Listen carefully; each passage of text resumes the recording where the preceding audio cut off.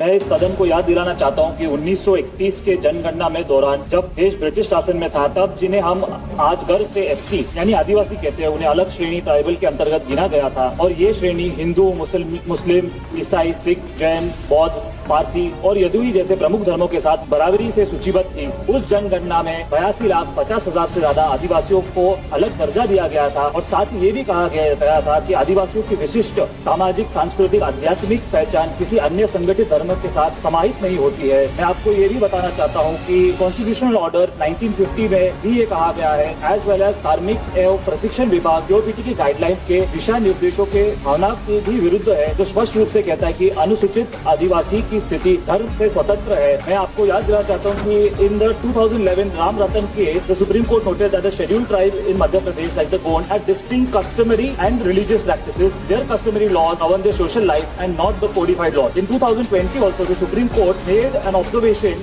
regarding separate Sarna religious code for the Adivasi. The union government has acknowledged in affidavits that many tribals don't identify as Hindu but as Sarna followers or traditional animists. In 2021, the Odisha High Court also confirmed and requested the government to adopt a separate Sarna religion for the census and tribal faith.